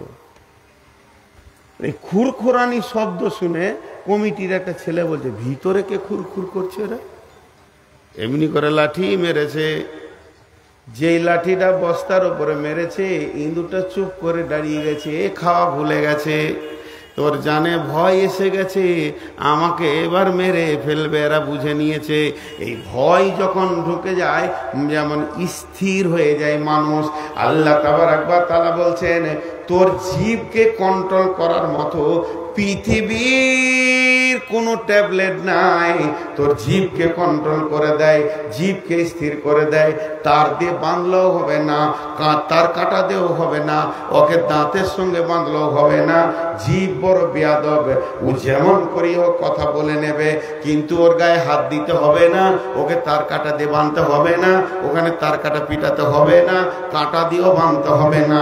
একটা জিনিস কর, ট্যাবলেটের মতো আল্লাহর ভয়টা পেটের ভিতরে ভরেলে, যখন তোর ভিতরে আল্লাহর ভয় ঢুকে যাবে, জীব অটোমেটিক কন্ট্রোল হয়ে যাবে। মানুষ সারা জীবনে চারটা কথা বলে, যেদিন থেকে মুখ ফুটে আর যেদিনে মুখে তালা পড়ে যায়, আজরাইল দেয়। এই চারটা কথা কি? একটা হলো ভালো কথা, একটা হলো খারাপ কথা, একটা প্রয়োজনীয় কথা, একটা অপ্রয়োজনীয় কথা।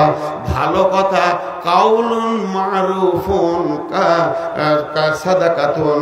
আল্লাহ বলছেন যে ভালো কথা হলো সাদকার মতো। আর খারাপ কাউল কালেমাতিন খাবিসাতিন কাসাজারাতিন খাবিসাতিন কালেমাতিন তয়্যিবাতিন কাসাজারাতিন তয়্যিবাতিন। কেউ যদি ভালো কথা বলে, সে একটা ভালো গাছে গাছ লাগিয়ে দিল, ওই ফল থেকে গাছ হবে, ফল থেকে গাছ হবে, নেকি পেতে থাকবে। কেউ যদি খারাপ কথা বলে, সে একটা নিমের গাছ লাগিয়ে দিল, যত ফল হবে, গাছ হবে, গাছ হবে, অত কথা হয়ে যাবে। তাহলে ভালো কথা, খারাপ কথা, প্রয়োজনীয় কথা, অপ্রয়োজনীয় কথা। খারাপ কথা বললে গুনাহ আছে, ভালো কথা বললে নেকি আছে। এই যে আমি কথা বলছি গেল ভালো কথা, যারা শুনছে তারাও নেকি পেয়েছে, যে বলছে সেও নেকি পেয়েছে। আর খারাপ কথা হচ্ছে খিস্তি করা, গাল দেওয়া, মিথ্যা কথা, গীবত, পরনিন্দা, পরচর্চা। যে শুনবে সে গুনাহ পাবে, যে বলবে সে গুনাহ পাবে, দেখে নিবে। আর প্রয়োজনীয় কথা, প্রয়োজন আছে কিনা কথা বলার। সকালে উঠে ঘুম থেকে বেটাকে ডেকে হচ্ছে, বেটারে রতুয়া যা, তোর মায়ের ওষুধ টিলে আয়, এই কথা বললেও নেকি আছে। প্রয়োজনীয় কথা যে মানুষ মুখ দিয়ে বলে, সাদকার নেকি পেতে থাকবে। আর অপ্রয়োজনীয় কথা, জি, গায়ের চায়ের দোকানে বসে আমেরিকা চিন্তা করছো, সুবহানাল্লাহ, টুইন টাওয়ারের চিন্তা করছে। জি, এই খারাপ কথা তো গুনাহ হবে। আল্লাহ বলছে আল্লাহর ভয়কে দিলে ভয়, চুষে নিলে সব টাকাটি। আমি আর টাকা কার কাছে যাব? যদিও মনে করছিলাম যে 2 টাকা চাবো, আর চাওয়া যাবে না। ডোর টু ডোর চুষে নিলে, হার শুদ্ধ চুষে নিলে। জি, তা আল্লাহর ভয় দিলে যখন ঢুকে যাবে ওর জীব কন্ট্রোল হয়ে যাবে। দেখেন মোবাইল মিথ্যা শিখাচ্ছে, এটা হলো মীর কামারি। কমিটি ছেলে আমাকে ফোন করছে, আসসালামু আলাইকুম মৌলানা কোথায় আছেন? আমি আছি ফারাক্কাতে, ওকে বলছি মালদা পার হয়ে গেলাম। জি, আমি আছি ফারাক্কাতে, ওকে বলছি মালদা পার হয়ে গেলাম। আমি আছি বাহারালে, ওকে বলছি দুর্গাপুর ঢুকে গেছি। লে ভেজাল, মিছে কথা। যখনই আমি বলতে যাব ফারাক্কা নদীটা আমি পার হচ্ছি, এবার মনে মনে নিয়ত করলাম যে বলি ওদেরকে যে আমি মালদায় আছি, কিংবা কালিয়াচক পার করেছি, এই মথাবাড়ি পার করেছি। এই কথাটা যখনই বলতে যাব আল্লাহর ভয় এটা মনে পড়বে। কারণ ফোনের ভিতরে 2 জন নাই, আমি কমিটি আমি নাই, মধ্যখানে আর একজন রয়েছে, সে আসমান থেকে দেখছে, ই কি বলছে, ই কি শুনছে, তুই কোথায় রয়েছিস। এই আল্লাহটা যখন মনে পড়ে যাবে তখন আমার মুখ আর মালদা বলবে না, বলবো ফারাক্কায় আছি। এর জন্য বলছে আল্লাহকে ভয় করো, সত্য কথা বলো, নরম কথা বলো, জিভ দিয়ে কোনোদিন গরম কথা বলো না। গোটা বডিতে যত মাংস আছে, জিভটা নরম না শক্ত? জি ভাই, ওঠার নিয়ত যারা করেছেন ওদেরকে বলছি, হাত ধরে বলছি 10 মিনিট লাগবে না। উঠার নিয়ত যারা করেছে হাত দুটো ধরে বলছি 10 মিনিট লাগবে না। এই আয়াতটা তর্জমা করতে দেন, আমি খুশি হব। মা বেটি 10 মিনিট। ওই তুই বস, তুই আবার কোথা থেকে হাজির হলি? তো এই জীব দেখেন, জীবের মাংসটা নরম না শক্ত? কথা বলে না তো। নরম জীবে গরম কথা বের হচ্ছে কি করে, শক্ত কথা বের হচ্ছে কি করে? শেখ সাদি বলছে নরম জীবে নরম কথা বল। আর জীব কোথা আছে? 32টা দুশ্মনের মাঝে আছে, আছে না? ওর পাশের, ওর প্রতিবেশীগুলো ভালো না খারাপ? খুব মজবুত। জীব কত চালাক, দাঁত সমস্ত খাবারের পিড়ে রস বের করে, আর মজাটা লুটে কে? দাঁত মজা পায়, জীব পায়। শেষ দিকে একটু ডিস্টার্ব শুরু হয়ে গেল। জীব মজা লুটে, দাঁত শক্ত জিনিসকে পিড়ে রস বার করে। তা দাঁত কোনোদিন জীবকে বলেছে যে তুই একা লুটেই গেলি, খাটলি না, সারা জীবন খেয়েই গেলি, খাটলি না? বলেছে? বলেনি। কেন? জীবের ব্যবহার ভালো, খুব নরম নরম, দাঁতের সঙ্গে নরম ব্যবহার করে, দাঁতের সঙ্গে খারাপ ব্যবহার করে না। দাঁত জানে যে আমাদেরকে জীব ভালোবাসে। কেন? দাঁতের ফাঁকে যদি কিছু ঢুকে যায় তো জীব বারবার খোঁজ লাই, বার হলো লাই না? দাঁতের ফাঁকে কিছু ঢুকলে জীব নিশ্চিন্তে থাকতে পারে? বারবার ব্রেনকে বলে তুই বার কর, হাতকে বল কোথা থেকে একটা লকড়ি নিয়ে আসুক, আমার প্রতিবেশী কষ্ট আছে। এই জন্যে দাঁত জীবকে ভালোবাসে। আল্লাহ তাবারক এই জন্য বলা হয়েছে তোমার জীব যদি কন্ট্রোল থাকে, জীব যদি সেফ থাকে, তুমি দুশ্মনের মাঝেও বাস করবে, আনন্দে থাকবে। তোমার ভাষা ঠিক থাকলে, তোমার চলাফেরা ঠিক থাকলে তুমি দুশ্মনের ভিতরেও বাস করবে। এর জন্য আল্লাহ বলছেন কুলু কওলান সাদীদা, নরম ভদ্র কথা বলো, মিষ্টি মিষ্টি কথা বলো, মানুষের সঙ্গে ভদ্রতা দেখাও, মানুষের সঙ্গে ভদ্রতা দাও, আচরণকে দাও। তাহলে কি হবে? 2খানা লাভ পাবে, 2খানা লাভ পাবে, 2খানা লাভ পাবে। 1 নম্বর হচ্ছে ইসলিহ লাকুম আমালুকুম, তোমার সমস্ত আমলগুলো সহি হয়ে যাবে। হাতের আমল ঠিক হয়ে যাবে, পায়ের আমল ঠিক হয়ে যাবে, দিলের আমল ঠিক হয়ে যাবে, নামাজ রোজা ঠিক হয়ে যাবে, হজ যাকাত ঠিক হয়ে যাবে, কোনো আমলের ভিতরে ঘাটতি দেখা যাবে না। জিভ কন্ট্রোল হয়ে গেলে সারা বডিতে যত পার্টস আছে সবাই আমলগুলো ঠিক করবে। আল্লাহ নিজেই বলছেন ইসলিহ লাকুম আমালুকুম, একটা লোকের হাত পা চোখ কান সব যেন হলুদ হয়ে গেছে, জন্ডিস হয়ে গেছে, ওকে ডাক্তারের কাছে নিয়ে যান। ডাক্তার গোটা গায়ে সাদা রং মেরে দেবে না, না না, ডাক্তার জানে এর বডির রোগ লয়, পাকস্থলীর রোগ। ওখানে যখন ওষুধ দেবে হাত পা যেমন সব ঠিক হয়ে যাবে, মানুষের জীব যখন কন্ট্রোল হয়ে যাবে শরমগাও পর্যন্ত কন্ট্রোল হয়ে যাবে, ওর দ্বারা আর কোনো গুনাহ হবে না। এরপরে লাভ কি হবে? দ্বিতীয় লাভ ওয়াগফির লাকুম যুনুবাকুম ওয়াগফির লাকুম যুনুবাকুম ওয়াগফির লাকুম যুনুবাকুম, তার জীবনের গুনাহগুলো মাফ হয়ে যাবে। বলেন আলহামদুলিল্লাহ। কেউ যদি নিয়ত করে আজ থেকে সত্য কথা বলবো, গীবত করব না, জীবকে কন্ট্রোলে রাখবো, আল্লাহ বলছে ওর বিগত জীবনের গুনাহ মাফ মাফ মাফ করে দেবে। তারপর আল্লাহ বলছেন ওমাইয়ুতিল্লাহ ওয়া রাসূলাহু, যে আল্লাহ এবং রসুলের এতাতের ভিতরে ঢুকে যাবে, ফাকাদ ফাজা ফাউজান আযীমা, সব থেকে বড় সফলতা সে দেখতে পাবে। সব থেকে বড় সফলতায় পৌঁছে যাবে, সব থেকে বড় সফলতায় পৌঁছে যাবে। হে আমার মা, ওরে আমার বোন বেটি, জীবকে কন্ট্রোল করি। হে আমার ভাই বন্ধু, জীবকে কন্ট্রোল করি। জীব কন্ট্রোল হয়ে গেলে সব কন্ট্রোল হয়ে যাবে। বক্তব্যের বিষয় আজকে ইতি টানছি, কিন্তু আপনাদের কাছে আমি একটা ভিক্ষা চাইছি। ভিক্ষাটা হচ্ছে 5 মিনিট, উঠবেন না, উঠাবো 3 মিনিট পরেই। যতগুলো লোক বসে আছেন, এটা মসজিদ কেন্দ্রিক আয়োজিত মাহফিল। এই মসজিদটা বড় সুন্দর বানিয়েছেন। প্রথমে একটা কবিতা পড়েছি না, ওয়েজে কম কি ও পুখতা খিয়ালি না রহি, বরকে তাবি না রাহি, 16 মাকালি না রাহি। এর মানে হচ্ছে, আল্লামা কবি ইকবাল বলছে, যারা বক্তা এরাই হচ্ছে প্রথম ভণ্ড, লুটেরে পার্টি। যেমন আমাকেই আগে ধরেছে। তা এরা যেমন সমাজকে ওয়াজ নসিহত করে নিজের দিকে আকর্ষণ করছে, তেমনি যারা শ্রোতা এদেরও ত্রুটি আছে, এরা খালি শুনতে যায়, আমলের নিয়ত করে না। তারপরে বলছে রহ গয়ে রসমে আজা রুহে বেলালি না রহি।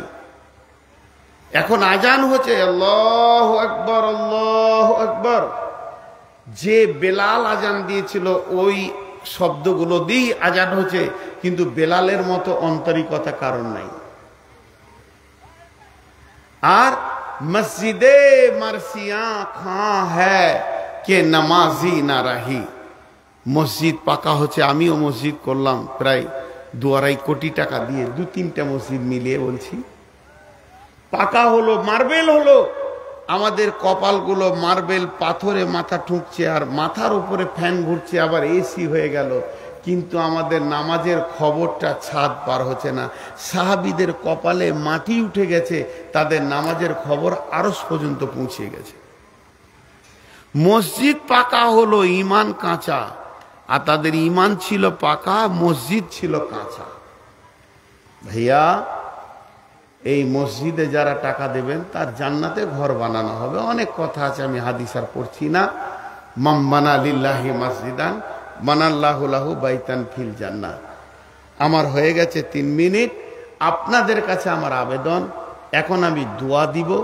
নারীরা আস্তে, পুরুষেরা জোরে আমিন বলবেন। এটা বলতে হচ্ছে এখন 2 বছর থেকে, আগে লোক আমিন বলতো দোয়া ধরে নিলে।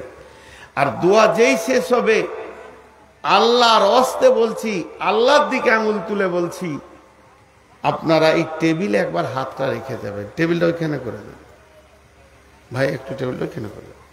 টেবিলে হাতটা রেখে যাবেন, খালি 10 টাকা হোক আর 5 টাকা হোক, 1 টাকা হোক, শেষ কথা। টাকা নাই তাও টেবিলে হাতটা আপনি খালি হাত রেখে যাবেন। এখন একটা জিনিস দেখতে চাইছি, যিনি টেবিলে হাত না রেখে চলে যাবেন উনি হাত তুলেন। দাঁড়ান, দোয়া দিই। যিনি টেবিলে হাত না রেখে পালাবেন উনি হাত তুলেন, দেখি ওনাকে আমি জিজ্ঞেস করব কেন পালাবেন। আপনি বলবেন টাকা নাই, আমি তো টাকা চাইনি। শেষ কথা, খালি হাতটা রেখেও যাবেন। জোরে বলেন ইনশাআল্লাহ। পালাবেন না তো ইনশাআল্লাহ? বেশ, এখন দোয়া দিচ্ছি। এই আল্লাহ, সন্ধ্যা থেকে এই পর্যন্ত যত কোরআন হাদিসের সহি কথা হয়েছে সেগুলো আমাদেরকে আমল করার তৌফিক দাও। তিনজন আমিন বলেছে। কি আব্দুল্লাহ ভাইয়ের 500 টাকা। আমি বলে দেবো।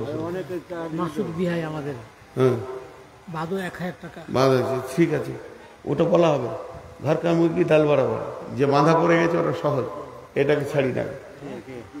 এই আল্লাহ, সন্ধ্যা পর্যন্ত এই পর্যন্ত যত কিছু হাদিস কোরআনের কথা হলো সেগুলো তুমি আমাদেরকে আমল করার তৌফিক দাও। যেগুলো সহি হয়েছে ওগুলো হৃদয়ের মধ্যে করে দাও, যেগুলো ভুল হয়ে গেছে উভয়কে ভুলিয়ে দাও। আমিনটা জোরে বলেন। এই আল্লাহ, আমাদের মা বাপ ভাই বোন আত্মীয় স্বজন যারা মাটির নিচে শুয়ে গেছে তাদের তুমি মাফ করো, ক্ষমা করো, দয়া করো। এই আল্লাহ, যে কমিটি এই জালসা করেছেন আর মসজিদটাকে হাতে নিয়েছেন, এদেরকে শক্তি, সাহস, বুদ্ধি সব তুমি দাও যেন মসজিদটা কমপ্লিট করে ফেলে।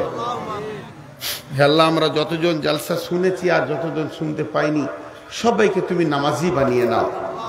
আল্লাহ, আমাদের জীব দ্বারা অনেক গুনাহ হয়েছে, সব জ্ঞানে হয়েছে, অজ্ঞানেও হয়েছে। আল্লাহ তুমি মাফ করে দাও। আল্লাহ তুমি মাফ করে দাও। আল্লাহ তুমি মাফ করে দাও। আমি আমার জীবকে কন্ট্রোল করতে পারবো বলে আশা করছি, কিন্তু তুমি তৌফিক না দিলে পারবো না। আল্লাহ তুমি তৌফিক দাও যে জীবকে কন্ট্রোল করে যেন চলতে পারি। এ আল্লাহ, আজকে দানগুলো তুমি কবুল করে নাও। শুধু মিরকামারি নয়, অত্র পৃথিবীতে যতজন ইসলামকে বাঁচানোর জন্য টাকা দিচ্ছে সব টাকা তুমি কবুল করে নাও। এ আল্লাহ, তুমি আমাদেরকে সুস্থ সবল শরীর দাও। আমিন আর বলছে না, ক্লান্ত হয়ে গেল, এত লম্বা দোয়া করে নিতে পারে। এ আল্লাহ, তুমি আমাদের হয়ে যাও, আমাদেরকে তোমার নিজের বানিয়ে নাও। আমিন। সকলে বলেন সুবহানাকা আল্লাহুম্মা ওয়া বিহামদিকা আশহাদু আল্লা ইলাহা ইল্লা আনতা আস্তাগফিরুকা ওয়া আতুবু ইলাইকা। ভাই সকলে টেবিলে হাতটা রেখে যান। কই কে 2000 দিয়েছে? বলেন। আর কি নাম? আব্দুল্লাহ বাহির কাপ। আব্দুল্লাহ বাহির কাপ 500 টাকা। আর মাসুদ বিহাই ভাত। আমার তো বিহাই তো নাই, আমি কেন বিহাই বলবো? আপনার বিহাই না, মাসুদ ভাই 1000 টাকা। তারপরে মামুন চৌধুরী 500 টাকা। ভাই সবাই টেবিলে হাতটা রেখে যান। ফারুক হোসেন 5000। মাশাআল্লাহ, ফারুক হোসেন 5। ওই টেবিলে দাও। জাযাকাল্লাহ, হায়াকাল্লাহ। এ আল্লাহ, তোমার মানদাতে দানগুলো তুমি করো। মা বোনেরা এদিকে হাত বাড়ান, মেয়েরা টাকা দিবে যাওয়ার আগে। আল্লাহ, ছেলে মালদায় ভর্তি, তোমার বাপ করেছে। মা বোনেরা আপনারা চাদর এই দিক দেন, কমিটি